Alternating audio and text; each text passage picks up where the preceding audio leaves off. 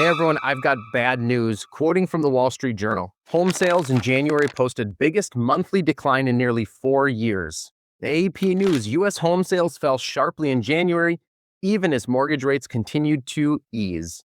And then Reuters, U.S. existing home sales dropped to more than 2-year low in January. Now, what exactly are these three outlets reporting, and what does that mean for you here in Minnesota and Western Wisconsin? My name's Travis Anderson. That's what we're going to talk about in today's video.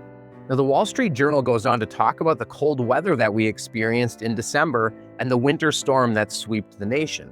Now, let's assume for a moment that that's the only reason that we had declining sales in January. That would mean that buyers are just waiting for the storm to end, and then they'll be right back here in February looking at real estate. So if it's partially true, then we should see at least a partial bounce back. So I'm not really worried about what the Wall Street Journal is reporting. Now, in Reuters' article, they mentioned the numbers right out of the gates, that home sales dropped 8.4% in January from the previous year. They also reference how low that is relative to previous years.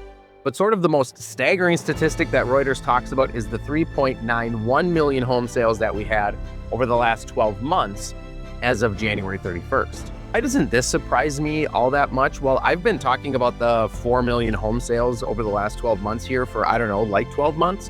If you remember from some of my previous videos, we talked about how we peaked at like 6.5 million home sales in the country.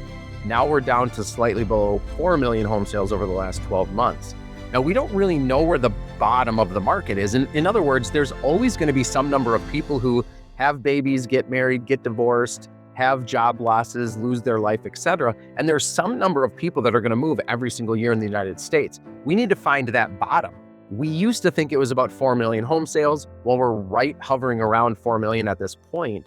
I think we're going to have to wait another 12 months to find out if 4 million is the actual bottom. But this isn't that alarming either. We've been dealing with this declining of home sales since the interest rates increased in 2023. AP News mentions these other statistics, but they also touch on the first-time home buyer issue that we're having right now. Now, previously, we would see about 40% of homes closed would be first-time home buyers. Well, last year it was only 31%. Now, something that the article doesn't mention is that the average first-time home buyer is closer to my age. I'm 45. They're much closer to 40 than they are closer to 30, which is what we experienced about 10 years ago. So access to money obviously is getting more challenging. And then with the increased home prices, it's harder for these first-time home buyers to get into the market. That is something that I am concerned about. We'll see if prices level out, like I've talked about in some of my previous videos. If we see a flattening of pricing over the next couple of years, well, then the average appreciation is going to finally catch up. We don't need to see home prices come down in order for us to get right back onto the trend line. So here locally in Minnesota and Western Wisconsin, as far as the weather goes, yeah, that might have affected the rest of the country, but we're cold here anyway. So we kind of see this seasonal change anyways. That one isn't surprising. The number of home sales that was mentioned in Reuters, again, that's not that surprising. We've been declining since the rates went up. We're kind of trying to find that bottom, so we'll see if that happens. And then, of course, I am watching closely the first-time home buyers as that age kind of creeps up and homes become less accessible to our younger generations. By and large, when I read these national articles, I like to look at the thing in its full context, where most of these articles are addressing only one or two issues at a time, and then see how that affects us here in the Twin Cities.